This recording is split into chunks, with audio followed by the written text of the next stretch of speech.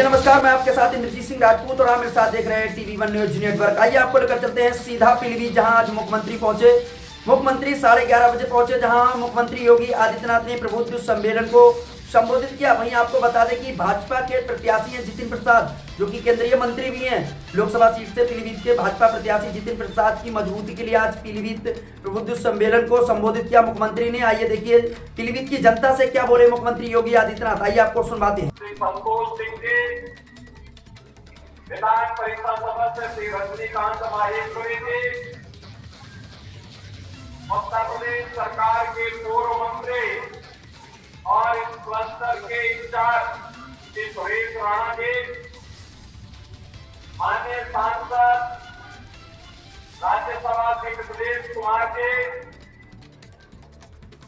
माननीय विधान परिषद सदस्य सुनील गुप्ता जी, माननीय विधायक श्री बाबूराम पासवान जी, स्वामी प्रवक्तानंद जी, श्री विवेक वर्मा जी, पूर्व मंत्री डॉक्टर विनोद तिवारी जी, आज के हमारे जिला पंचायत के अध्यक्ष और अन्य हमारे पूर्व पदाधिकारीगण, पूर्व विधायकगण, चेयरमैन और अन्य ब्लॉक प्रमुखगण भारी संख्या में आज के प्रबुद्ध सम्मेलन में उपस्थित पीलीभीत संसदीय क्षेत्र से जुड़े हुए सभी उपस्थित बहनों और भाइयों, मैं आज के इस पावन धरा पर जो उत्तर प्रदेश की एक सबसे उर्वरा भूमि में से एक है और आदिगंगा मां गोमती का जो पावन धरा को नमन करते हुए आप सभी प्रबुद्ध जनों का मैं हृदय से अभिनंदन करता हूं। पीलीभीत हमारे लिए इसलिए भी महत्वपूर्ण हो जाता है, एक और यहां पर अपने परिश्रम और पुरुषार्थ से तराई के क्षेत्र में यहाँ की उर्वरा भूमि में सोना उगलने का कार्य करने वाले हमारे अन्नदाता और दूसरी तरफ यहाँ की बांसुरी की मधुर धुन के साथ कृष्ण कन्हैया का स्मरण कराने वाले यहाँ के हस्तशिल्पी, इन दोनों का एक अद्भुत संयोग पीलीभीत के लिए हमारे लिए बन जाता है। एक तरफ यहाँ टाइगर की हुंकार होती है और दूसरी तरफ बांसुरी की मधुर तान भी आज सुनने को मिलती है। और इसीलिए जब पीलीभीत की बात आती है तो बार बार कहते हैं कि वहां के अन्नदाता किसानों के लिए भी, वहां के युवाओं के लिए भी और वहां के समग्र समाज के विकास के लिए जितना कुछ भी हो पाएगा वह सरकार करेगी, इसमें कोई कोताही नहीं होनी चाहिए। बहनों भाइयों, भारत जहां अविश्वास था, जहां पे अराजकता थी, जहां पर देश के बारे में कोई सोच नहीं थी, पूरे देश के अंदर आम जनमानस के मन में सरकार के प्रति भी, सत्ता के प्रति भी और राजनीतिज्ञों के प्रति भी विश्वास नहीं रह गया था। वह एक भारत था।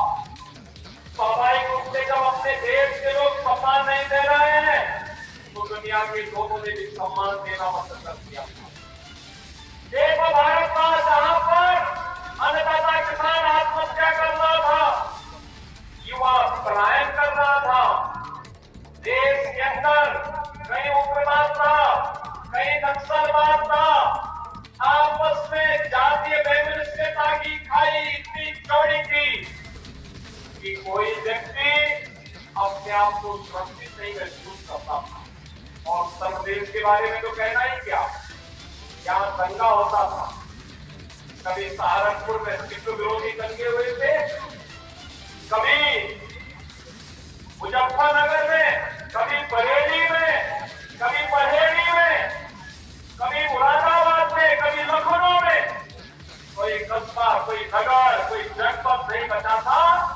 सब के कर्फ्यू की कहर लोगों ने नमस्ते की। ये उत्तर प्रदेश की पहचान थी। बेटियां सुरक्षित नहीं थी, व्यापारी सुरक्षित नहीं था, उद्यमी पलायन कर रहा था। ये 2014 के पहले के भारत और पहले के उत्तर प्रदेश की। आज 2024 में जो है दुनिया के अंदर भारत का सम्मान बढ़ा। दुनिया के अंदर जो भारतीय रहता है आज बड़े गर्व से कहता है कि मैं भारत का निवासी हूं।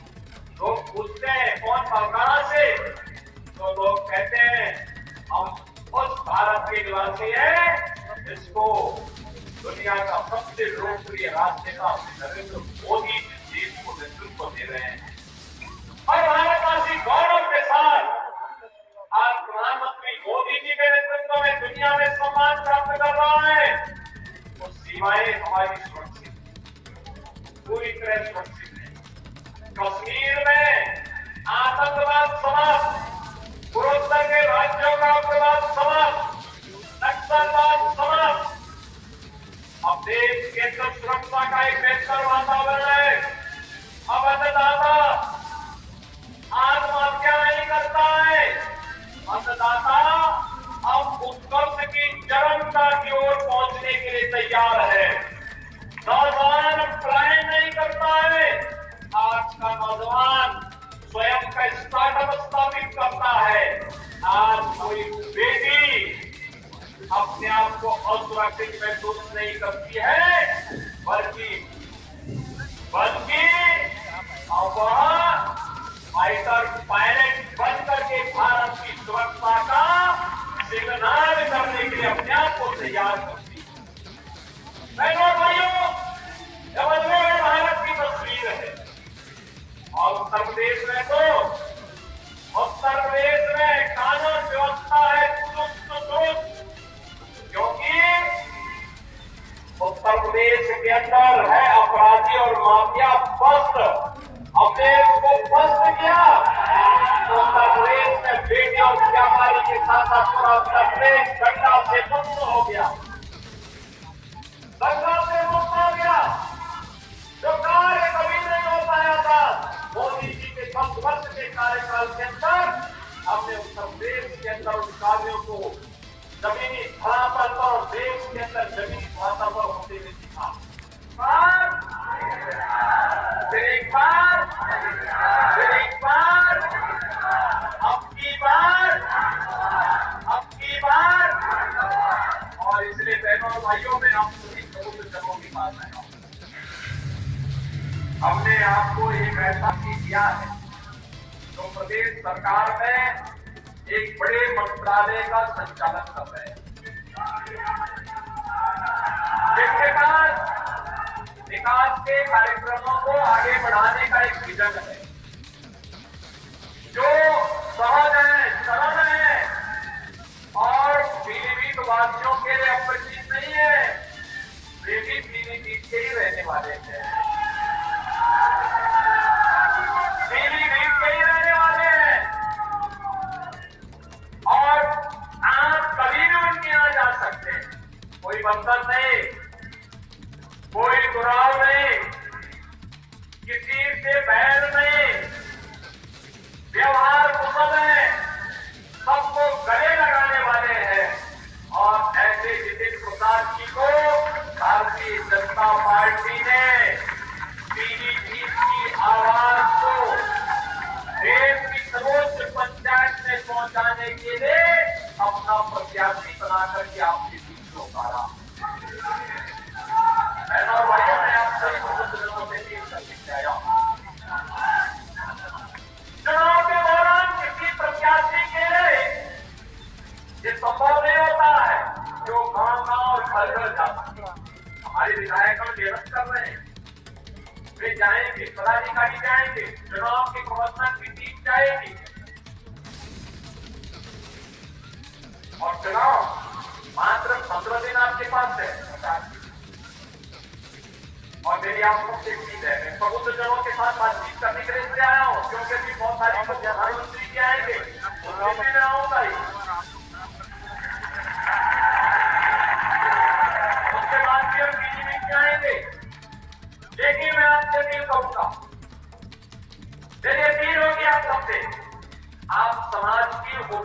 बनाते हैं। आप समाज को जागरूक करते हैं, समाज को नेतृत्व देते हैं। अलग अलग समाज के अधिवक्ता समुदाय, शिक्षक समुदाय, चिकित्सक समुदाय, व्यापारी समुदाय, इंडस्ट्री के लीडर, सीए। जितिन जी के लोकसभा प्रत्याशी बनाए जाने पर उनके समर्थन में आए हमारे सूबे के मुख्यमंत्री माननीय आदित्य योगीनाथ जी ने जो भी हमारे यहाँ जनता जनार्दन को संदेश दिया है, उसमें एक बहुत ही अच्छा संदेश दिया है कि हमारे पूरे लोकसभा क्षेत्र के लिए एक इतने अच्छे सुलझे हुए प्रत्याशी को उतारा है, जिन्होंने PWD मंत्री रहते हुए हमारे पीलीभीत में ऐसे अनेकों कार्य किए हैं, जिससे पीलीभीत की जनता एकदम बहुत ही खुश है।